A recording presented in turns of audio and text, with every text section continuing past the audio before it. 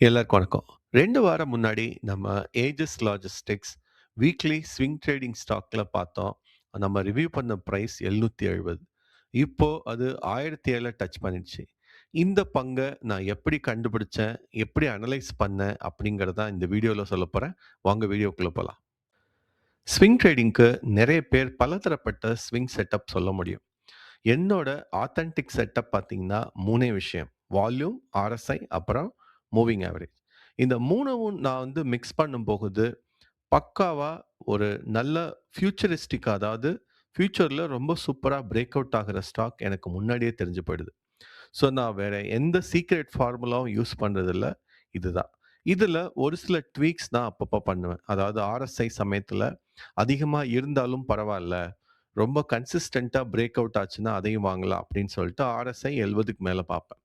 அதே மாதிரி பெக் ரேஷியோ சமயத்துல இந்த நம்ம ரொம்ப ஸ்ட்ரிக்ட்டா வச்சிருக்கோம் 0 டூ 1.5. ஸோ அதையும் தாண்டி சமயத்துல 2க்கு மேல கூட நான் செக் பண்ணுவேன். அத தவிர மத்த எந்த சேஞ்சஸும் நான் பண்றதில்ல. ஸோ இதுதான் ஃபர்ஸ்ட்டு நான் பண்ற ஃபில்டரிங்.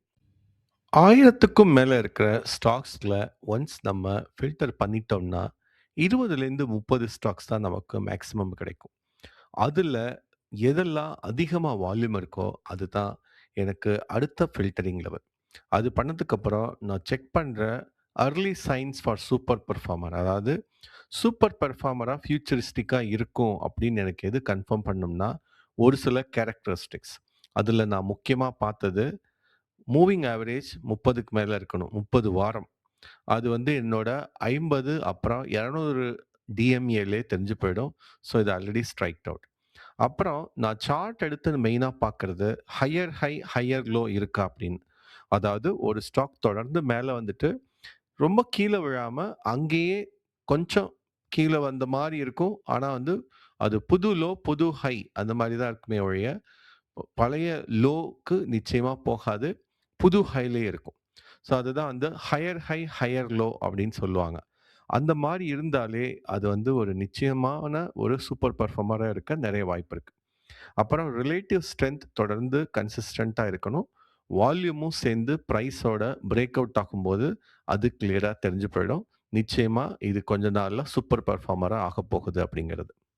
ஸோ இது பாதி வேலை முடிஞ்சது. அதுக்கப்புறம் அந்த ஸ்டாக்கோட ஃபண்டமெண்டல்ஸ் கொஞ்சம் பேசிக்கா நான் செக் பண்ணுவேன்.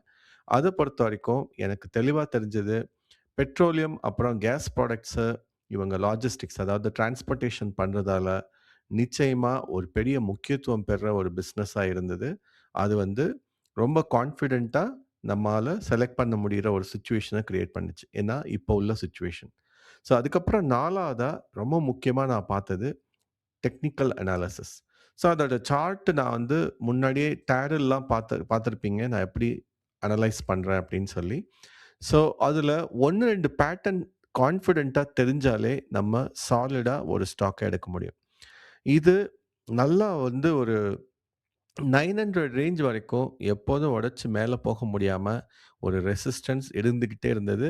கிட்டத்தட்ட போன வருஷம் அதோட ஹைட் அதாவது போன வருஷம் ஜூலைல தான் இந்த 900 மேல போயிருந்தது.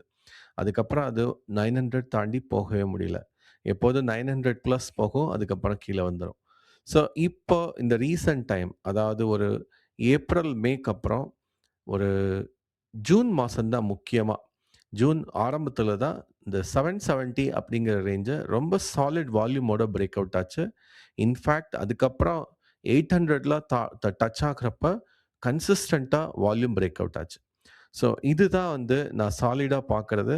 இது விசிபி மாதிரி இருந்தாலும் இது கிளியர் விசிபி கிடையாது.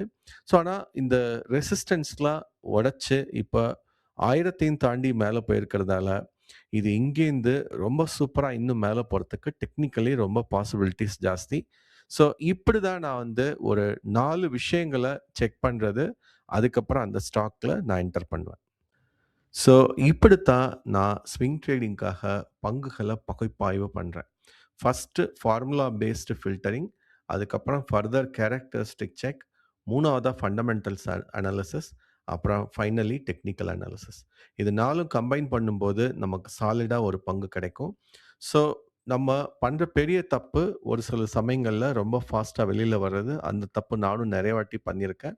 ஸோ இந்த ஸ்டாக்க பொறுத்தவரை மட்டுமே நான் பார்த்தீங்கன்னா, 770லேருந்து என்டர் ஆகி 2, 3 வாட்டி என்டர் ஆகி எக்ஸிட் ஆயிருக்கேன். ஸோ இப்போ இதோட சார்ட் பேட்டர்ன் படி பார்த்தா, இங்கேருந்து இது இன்னும் பிரேக் அவுட் ஆச்சுன்னா, புது ஆப்பர்ச்சுனிட்டி கிடைக்கத்தான் போகுது. நான் திரும்ப அத வந்து நம்ம வீக்லி சேனல்ல, வீக்லி வீடியோஸ்ல சொல்றேன். ஸோ மத்தபடி இது பை, செல் ரெக்கமெண்டேஷன் கிடையாது. இந்த வீடியோ பத்தின உங்க கருத்துக்கள கமெண்ட் செக்ஷன்ல சொல்லுங்க. நன்றி.